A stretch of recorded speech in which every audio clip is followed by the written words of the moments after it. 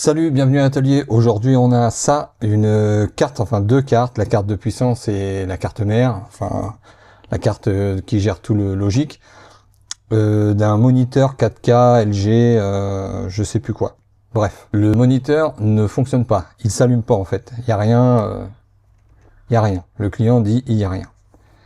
Alors on va essayer de dépanner cet appareil. Déjà cette carte là, elle est faite pour fournir 19 volts, voilà, pas plus. Donc je vais mettre sous tension et je vais voir déjà si on a 19 volts. On va regarder, voilà, 19 volts. Donc on a bien 19 volts, voilà. Donc cette carte-là, elle fait son travail.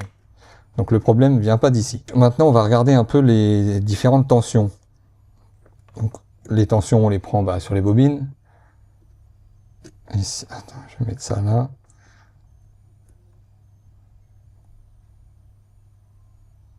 Bon, là on voit que ça oscille. Bien, tac. Tac. Ok, c'est pas stable. Celle-là, elle est stable. On va mettre l'oscilloscope.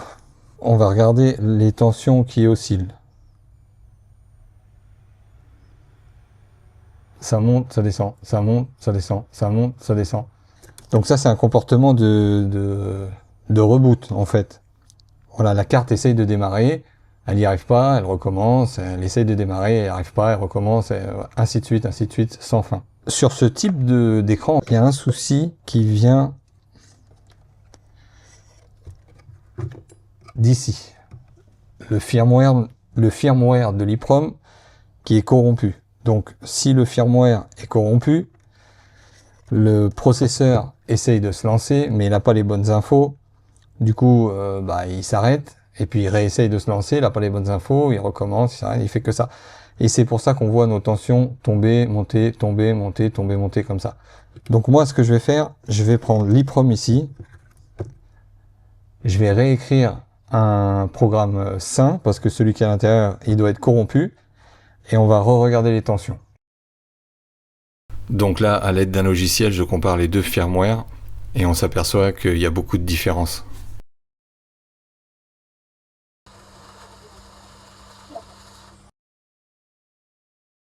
Ok, donc là j'ai reprogrammé l'EEPROM, j'ai tout ressoudé.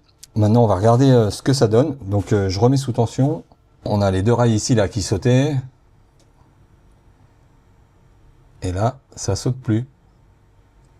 Il n'y a plus rien, mais c'est normal parce qu'en fait, je pense que ça attend le signal du bouton en fait. Mais en tout cas, ça fait plus cet effet de reboot. Voilà, donc je pense que c'est réparé, je vais renvoyer ça au client. Il va tester dans son écran et il me dira. Merci d'avoir regardé cette vidéo et je vous dis à bientôt.